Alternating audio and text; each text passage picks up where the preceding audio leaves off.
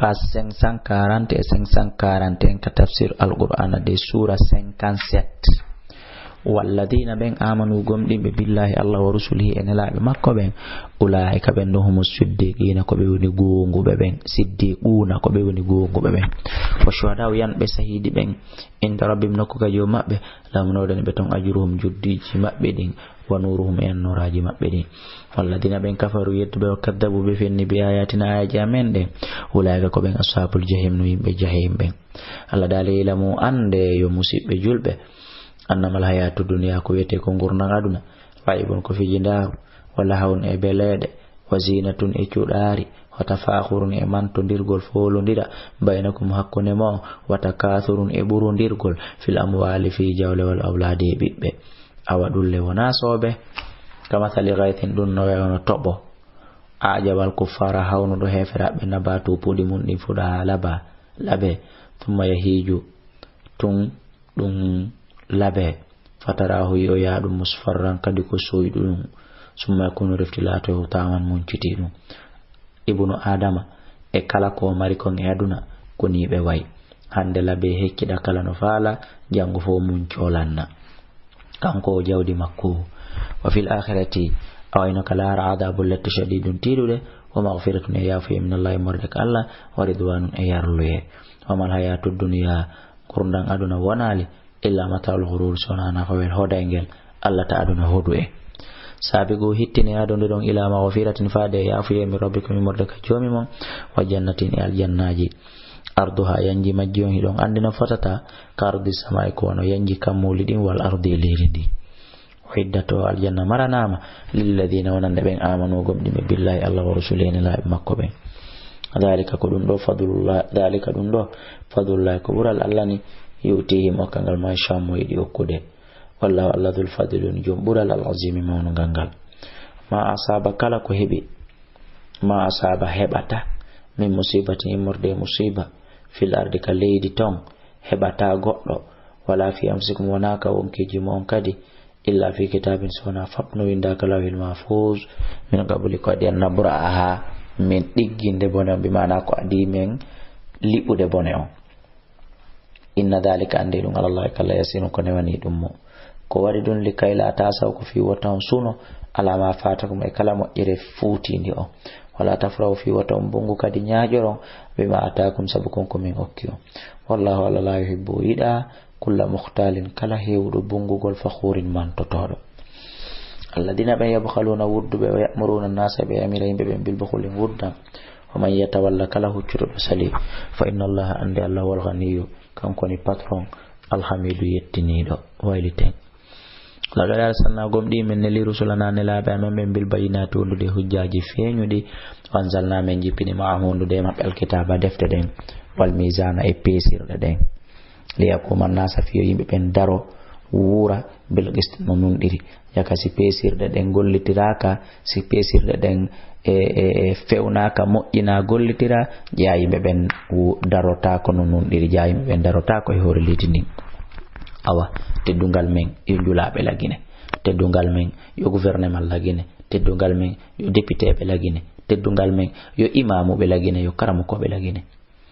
wanzalna men jippini kadal hadidan jande den fihi no e majba asun tampere go shadidun tidunde kono o manafi wa nafore mawlana linnasi wonande be ben wal ya'lam Allah fi Allah andu man yansurukum bi wallatam wa rasulahu in la makka bil ghaibi kabirni inna Allah andina Allah kawiyyun ko dolno hasisun ko teddudo wala gadar sanna gomdi min li nuhan annabi nuh wa ibrahim annabi ibrahim wa ja'alna min wadi fi dhurriyyati ma inda dhurriyya mabbe on annubuwata annaba ko wal kitaba deftere den fa minhum no mabbe muhtadin fewdo wakatin kuburi durde minhum mabbe fasiqun ko yaltobe raftare thumma qaffayna riftimel lontini ala atharim edo batte mabbe bi rusulinani laabe amen be wa qaffayna min lontini bi isa nabi isa ibn maryama biddo maryama o wa ataynahu min ukmal injila deftere wetende injilande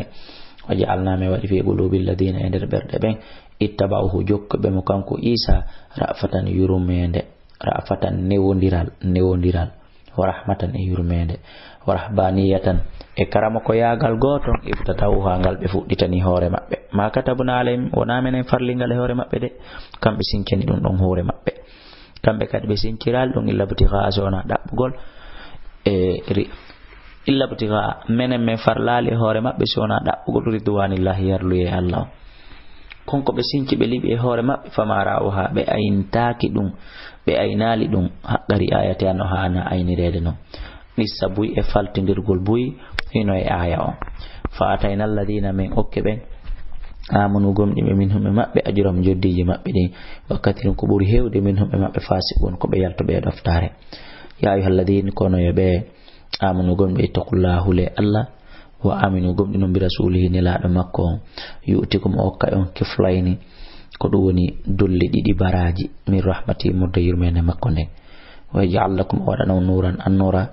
tamshuna bi tay don yara on don annura wa yaghfir lakum wa yafu wallahu kan kullu ghafurun ko yafatu rahim ko yurmetedo li alla ya'lama fi yu andu ahlul kitabi be defte ben Allah yagaduluna wonde be wawata de be hattanade ala shay'in do hay e hunde min fadlillahi murde bural Allah ngal wanna al fadla e wonde no burangal bi adillahi ka jungo Allah woni yuti mo kangal man sha mo yidi okude wallahu kan kullu dhul fadli won jumbural al azim mawno gangal wallahu ala wa ala musibe julbe woni do joni 1h matin 27 minutes awa do arayde wawa yonde norde do hande inshallah hito gon ko jolti kon e di darsuji sakkitori do ko sabu joltugol ko sabu luggugol jemma on tawale kafidabe ben derga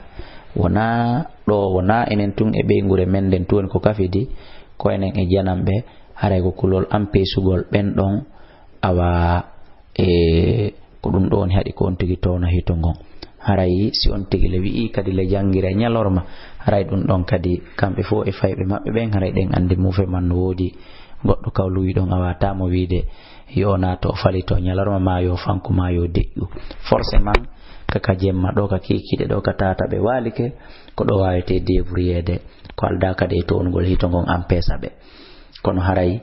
enele faandunde anden ko yo musibbe en julbe ben ko mi profitu mi hittina feendo ka cellangal wodi don feendo ka bere kun taw wona kun yaweji do wodi don mi wawa banginande tagore alla nen julbe musibbe ambe embere ngel mi waawi ngel fi min kadi yo musibbe amben yo julbe ben yo be remiran embere ko mi waawi remude kon fi min kadi yo wodu ko mi nafi yo wodu ko mi sottini ko mi marsini e dina alla kan haray ko hitoji din jolti do fow on bannay e appareil on e modon foti ko radio on foti ko télévision on foti ko ordinateur on foti ko téléphone on foti ko façon nema ala jangir dum kadi jentor dum yal